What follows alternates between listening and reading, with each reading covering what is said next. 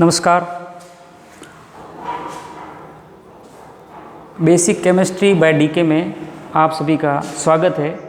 आज हम इन 4 टॉपिकों के बारे में अध्ययन करेंगे। परमाणु क्रमांक, द्रव्यमान संख्या, समस्थानिक व समभारिक। सबसे पहले अपन लेते हैं परमाणु क्रमांक। किसी भी तत्व के परमाणु के नाभिक में उपस्थित कुल प्रोटॉन की संख्या परमाणु क्रमांक कहलाता है। पुनः देख लीजिए एक बार। किसी भी तत्व के परमाणु के नाभिक में उपस्थित कुल प्रोटॉन की संख्या परमाणु क्रमांक कहलाता है। इसे हम किससे प्रदर्शित करते हैं? इसका सिंबल है Z, और Z जो है वो इक्वल टू होता है P प्रोटॉन की संख्या और E इलेक्ट्रॉन की संख्या, यदि आपका परमाणु कैसा है? उदासीन है। ठीक है। यदि अगर परमाणु उदासीन नहीं है और उसमें कोई आवेश है तो यहाँ पे जो प्रोटॉन की संख्या है वो तो बराबर होगी, लेकिन इलेक्ट्रॉन की संख्या बराबर नहीं होगी। नेक्स्ट आपका आता है परमाणु क्रमांक के बाद में द्रव्यमान संख्या। द्रव्यमान संख्या जो है, इसका जो सिंबल है वो आपका होता है A। सिंबल इसको A से दर्शाते हैं। इसकी परिभाषा क्या है? किसी भी तत्व के परमाणु के नाभिक में उपस्थित प्रोटॉन तथा न्यूट्रॉन, इन दोनों की कुल संख्या जो होती है वो द्रव्यमान संख्या कहलाती है। किसी भी परमाणु के नाभिक में उपस्थित प्रोटॉन प्लस न्यूट्रॉन की कुल संख्या को द्रव्यमान संख्या कहते हैं। इसको A से प्रदर्शित किया जाता है, और A जो है वो प्रोटॉन की संख्या प्लस न्यूट्रॉन की संख्या, इन दोनों के योग के बराबर होता है। A बराबर Z, क्योंकि प्रोटॉन की संख्या को हम क्या कहते हैं? परमाणु क्रमांक। तो परमाणु क्रमांक का सिंबल क्या हो जाएगा? Z। तो ये A इज इक्वल टू हो जाएगा Z प्लस N। इस तरह से आपका द्रव्यमान संख्या और परमाणु क्रमांक, ये 2 टॉपिक हो गए। तीसरा आपका एक और आता है जिसको हम कहते हैं समस्थानिक, जिसको आइसोटॉप्स के द्वारा दर्शाया जाता है। ये आइसोटॉप्स क्या चीज़ होती है वो आप इधर देख लो। कुछ तत्व ऐसे होते हैं जिनमें परमाणु क्रमांक तो समान होते हैं, परंतु उनकी द्रव्यमान संख्या क्या होती है? अलग अलग। ऐसे तत्वों को अपन क्या कहते हैं? समस्थानिक कहते हैं। जैसे इसमें लिखा हुआ है, वे तत्व जिनमें प्रोटॉन की संख्या समान हो परंतु द्रव्यमान संख्या अलग अलग हो, ऐसे तत्व। और ये जो है वो एक ही तत्व, एक जो तत्व होता है उस एक तत्व के ही अलग अलग रूप होते हैं, जिनको हम कहते हैं समस्थानिक। और इस समस्थानिक जो शब्द है, इसको अगर तोड़ा जाए तो ये होता है सम प्लस स्थान, मतलब आवर्त सारणी में इनका स्थान सेम है, समान है, इसलिए इनको कहा जाता है समस्थानिक या आइसोटॉप्स कहा जाता है। इसके एग्जाम्पल अपन देखें, जैसे हाइड्रोजन है, तो हाइड्रोजन जो है वो 3 रूपों में पाया जाता है प्रकृति में: प्रोटियम, ड्यूट्रियम और ट्राइटियम। प्रोटियम, इसमें ये जो आपको सिंबल है, सिंबल के साथ में जो नीचे की तरफ लिखा हुआ है 1, ये आपका परमाणु क्रमांक है।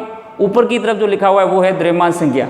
इस तरह से अपन देखें तो इस प्रोटियम का परमाणु क्रमांक 1 होता है तथा इसकी द्रव्यमान संख्या 1 होती है। इसी तरह से ड्यूट्रियम में देखें तो परमाणु क्रमांक 1 है तथा द्रव्यमान संख्या 2 है। ट्राइटियम में देखें परमाणु क्रमांक 1 है तथा द्रव्यमान संख्या 3 है। ये जो द्रव्यमान संख्या है वो अलग है। इसके पीछे रीजन यही है क्योंकि इसमें न्यूट्रॉन की संख्या तीनों में अलग अलग है। इसमें न्यूट्रॉन की संख्या 0 है, इसमें न्यूट्रॉन की संख्या 1 है, इसमें न्यूट्रॉन की संख्या 2 है। तो कहने का हमारा मतलब ये है कि समस्थानिक जो है वो न्यूट्रॉन की संख्या में अंतर के कारण ही वो समस्थानिक कहलाते हैं। अगर इसमें न्यूट्रॉन की संख्या सब में समान होती तो समस्थानिक की कोई दिक्कत ही नहीं होती, समस्थानिक शब्द ही नहीं आता। तो मेन जो है समस्थानिक का है वो ये है कि इनमें न्यूट्रॉन की संख्या तीनों में अलग अलग है, इसीलिए ये समस्थानिक है। ठीक है। नेक्स्ट आपका आता है समभारिक। समभारिक क्या चीज़ होती है? मतलब सम का मतलब होता है समान, और भार का मतलब होता है वेट। तो जिनका भार समान हो, और भार का मतलब हो गया अपन अभी देख लिखा द्रव्यमान संख्या। जो द्रव्यमान संख्या है वो होती है total protons plus total neutrons, मतलब प्रोटॉन की संख्या प्लस न्यूट्रॉन की संख्या। तो कुछ ऐसे तत्व होते हैं, ये अलग अलग तत्व होते हैं, जबकि इसमें क्या था? तत्व सेम था। ठीक है। इसमें और इसमें यही फर्क है। यहाँ पे तत्व अलग अलग है, तत्वों के परमाणु अलग अलग है, इनकी द्रव्यमान संख्या समान है। इसकी भी 40 है, इसकी भी 40 है, इसकी भी 40 है, लेकिन प्रोटॉन की संख्या जो है वो अलग है। जैसे आर्गन है, आर्गन में प्रोटॉन की संख्या कितनी है? 18। पोटेशियम की प्रोटॉन की संख्या 19 है, और कैल्शियम जो है उसकी प्रोटॉन संख्या 20 है।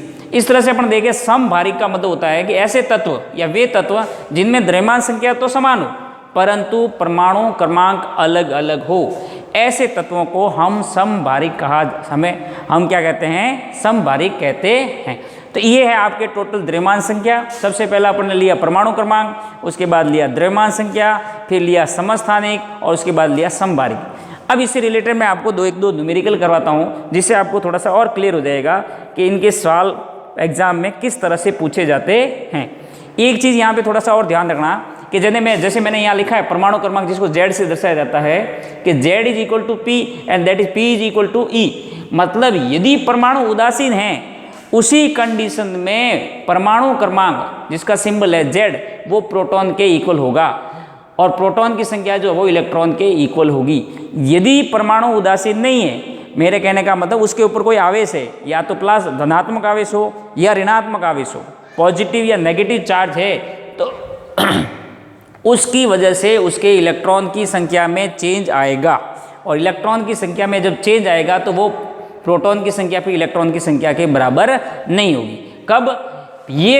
कब बराबर होगी? यदि परमाणु उदासीन है। परमाणु उदासीन नहीं है तो प्रोटॉन की संख्या इलेक्ट्रॉन की संख्या के बराबर नहीं होगी। कहने का मतलब परमाणु क्रमांक इलेक्ट्रॉन की संख्या के बराबर नहीं होगा। अब अपन एक दो सवाल करते हैं, क्वेश्चन करते हैं, जिससे अपन को थोड़ा सा और इस चैप्टर ये जो आपके टॉपिक है ये और क्लियर हो जाएंगे। सबसे पहले जैसे परमाणु क्रमांक है, इस परमाणु क्रमांक के ऊपर ही मैं एक क्वेश्चन दे रहा हूँ आपको जो कई कंपटीशन एग्जाम में भी पूछे जाते हैं, उसी का एक क्वेश्चन लेते हैं। एक क्वेश्चन है Zn2+ में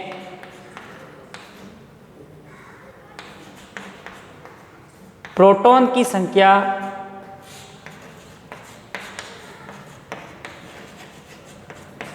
कितनी है? Zn2+ में प्रोटॉन की संख्या कितनी है? ऑप्शन जैसे आपको दे रखा है 30, option number B 28, option number C 32 और ऑप्शन डी दे रखा है नन ऑफ द अबव, मतलब इसमें से कोई नहीं। तो आप बताइए इसमें कैसे अपन इसको फाइंड आउट करेंगे कि Zn2+ जो है उसमें प्रोटॉन की संख्या कितनी है? तो सबसे पहले तो अपन को ये ध्यान होना चाहिए कि इस जिंक का परमाणु क्रमांक कितना है, कितने नंबर पे आता है ये? तो जिंक का जो परमाणु क्रमांक है वो है 30।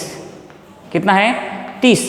अब क्वेश्चन क्या पूछ रहा है वो, Zn2+ में प्रोटॉन की संख्या कितनी है? तो मैंने अभी आपको बताया है कि प्रोटॉन की संख्या जो है वही परमाणु क्रमांक कहलाता है। प्लस माइनस आने से प्रोटॉन की संख्या में कोई बदलाव नहीं होता है, वो समान रहती है, केवल इलेक्ट्रॉन की संख्या बदलती है। तो इसलिए यहाँ पे जो परमाणु क्रमांक है वही आपका प्रोटॉन की संख्या है। तो इसका जो परमाणु क्रमांक प्रोटॉन की संख्या जो है वो कितनी रहेगी? 30 ही रहेगी। तो इसका सही आंसर क्या हो जाएगा? 30। यदि इस क्वेश्चन को दूसरे तरीके से पूछता कि Zn2+ में इलेक्ट्रॉन की संख्या कितनी है, किसकी संख्या? इलेक्ट्रॉन की संख्या कितनी है, तो आपका क्या हो जाएगा? +2 चार्ज आया, इसका मतलब इसमें से 2 इलेक्ट्रॉन कम हुए। तो उस कंडीशन में जिंक में इलेक्ट्रॉन की संख्या कितनी हो जाती? 28। इस तरह से आपको ये क्वेश्चन पूछे जाते हैं परमाणु क्रमांक से रिलेटेड। ठीक है। अब आपका जैसे आप द्रव्यमान संख्या है, किसी भी तत्व की द्रव्यमान संख्या कैसे निकाल सकते हैं, उसके लिए आपको फॉर्मूला ध्यान रखना चाहिए। और फॉर्मूला अगर आपके पास में है तो हम क्या कर सकते हैं, किसी भी तत्व की द्रव्यमान संख्या निकाल सकते हैं।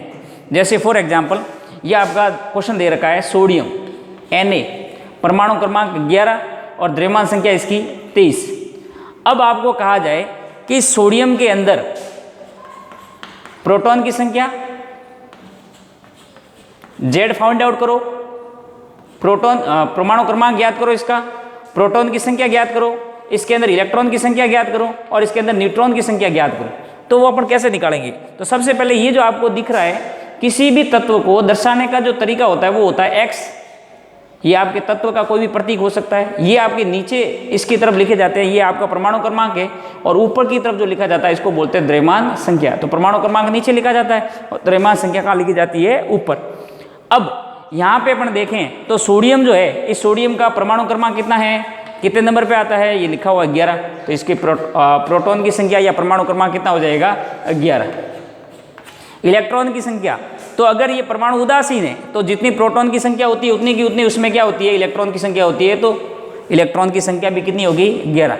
अब बचा आपका न्यूट्रॉन की संख्या। तो न्यूट्रॉन की संख्या निकालने के लिए अपन को क्या करना पड़ेगा, द्रव्यमान संख्या का फॉर्मूला लगाना पड़ेगा। द्रव्यमान संख्या बराबर क्या होता है, ए बराबर होता है P + N, जो भी अपन ने निकाला था। द्रव्यमान संख्या जो है प्रोटॉन की संख्या प्लस न्यूट्रॉन की संख्याओं का योग होता है। और हमको पता है कि इसकी द्रव्यमान संख्या, सोडियम की द्रव्यमान संख्या कितनी दे रखी है, 23। प्रोटॉन की संख्या कितनी दे रखी है, 11।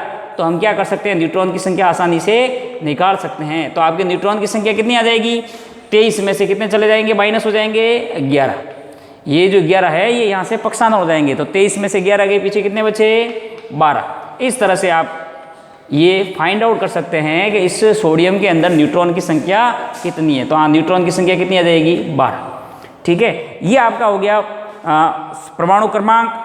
परमाणु क्रमांक से रिलेटेड मैंने एक क्वेश्चन करवाया आपको, फिर उसके बाद द्रव्यमान संख्या से रिलेटेड एक क्वेश्चन करवाया, फिर इस आपके यहाँ जैसे समस्थानिक है, इस समस्थानिक में जैसे पूछा गया आपको कि ये जो समस्थानिक है इसमें न्यूट्रॉन की संख्या कितनी है।